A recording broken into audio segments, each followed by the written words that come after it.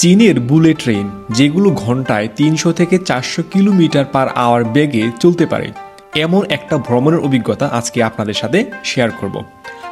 আমরা যাত্রা শুরু করেছি চীনের সিচুয়ান প্রদেশের চেংদু শহর থেকে, আর আমাদের গন্তব্যস্থল হলো আরেক প্রদেশের গুইলিন নামক একটা শহর। ট্রেনে ওঠার সময় আপনাকে এত সুন্দরভাবে ওয়েলকাম জানানো হবে, আর আপনি যখন ট্রেনের ভিতরে প্রবেশ করবেন তখন শীতল একটা বাতাস আর সুন্দর একটা স্মেল আপনার মনকে ভরিয়ে দেবে। চলুন প্রথমেই চেক করি তাদের সময় জ্ঞানকে। আমাদের যাত্রা শুরু হওয়ার কথা ছিল ঠিক 1টায়, আর যখন আমার ঘড়িতে 1টা বেজে যায় ঠিক তখনই আমাদের ট্রেনটা যাত্রা শুরু করে। তো এখানেই বোঝা যাচ্ছে এত সুন্দর সভ্যতা আর উন্নয়নের পিছনে সময়ের গুরুত্বটা অত্যন্ত গুরুত্বপূর্ণ। কথা অনুযায়ী ঠিক 1টার সময় আমাদের ট্রেনটি যাত্রা শুরু করে গুইলিনের উদ্দেশ্যে। তাহলে চলুন এখন আমি আপনাদেরকে ট্রেনের ভিতরটা একটু ঘুরে দেখাই। চীনের ট্রেনগুলোতে সাধারণত কয়েক ধরনের সিট পাওয়া যায়, ফার্স্ট ক্লাস বা বিজনেস ক্লাস, সেকেন্ড ক্লাস, এবং এখানে আপনি স্ট্যান্ডিং সিটও পাবেন, অর্থাৎ আপনি যদি চান দাঁড়িয়ে দাঁড়িয়েও ট্রেন ভ্রমণ করতে পারবেন। আর যদি কখনো আপনার এরকম বাইরের একটু ভিউ দেখতে ইচ্ছে করে তাহলে আপনি টুস করে একটু উঁকি দিতে পারেন আর এরকম অসাধারণ দৃশ্য দেখতে পারেন।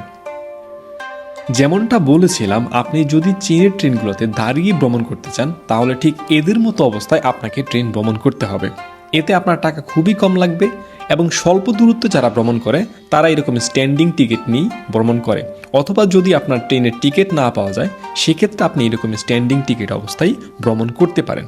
আর একটা গুরুত্বপূর্ণ বিষয় কি জানেন, চীনের ট্রেনগুলোতে কোনো টিটি নাই, অর্থাৎ আপনার ট্রেনের টিকিটটা চেক করবে এইরকম খুবই কম হয়। কারণ আপনি যখন ট্রেনের উঠেন তখন আপনার যে এনআইডি কার্ড থাকে, স্মার্ট এনআইডি কার্ড, এই এনআইডি কার্ডটা স্ক্যান করে ঢুকতে হয়, আর তখনই আপনার টিকিট কেটেছেন কি না কেটেছেন ওখানেই দেখা যায়। এখন আমি আপনাদেরকে দেখাবো এই ট্রেনের সবথেকে গুরুত্বপূর্ণ অংশ, আর সেইটা হইল পাবলিক টয়লেট। আপনি প্রথমেই বুঝতেই পারবেন না এটা আসলে ট্রেনের টয়লেট নাকি কোনো একটা হোটেলের টয়লেট।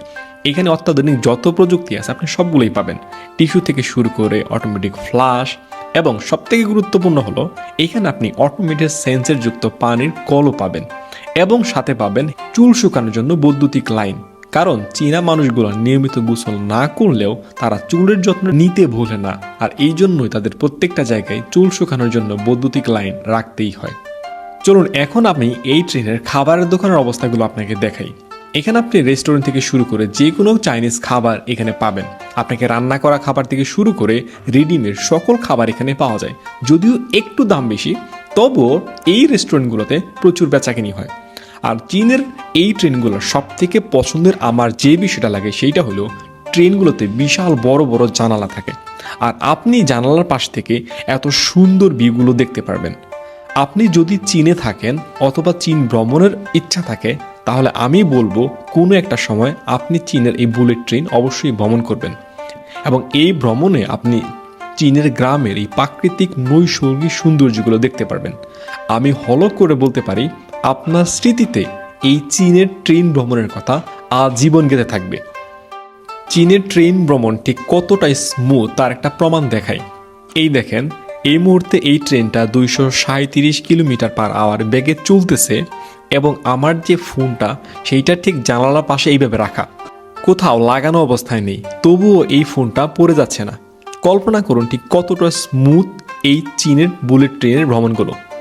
আর দেখতে দেখতে আমরা চলে এলাম আমাদের কাঙ্ক্ষিত গন্তব্যস্থলে, এবং আমরা সবাই ট্রেন থেকে নামার জন্য প্রস্তুতি নিচ্ছিলাম যে যার লাগেজ নিয়ে, এবং আমাদের জন্য একটা ধামাকা অপেক্ষা করছিল বাইরে।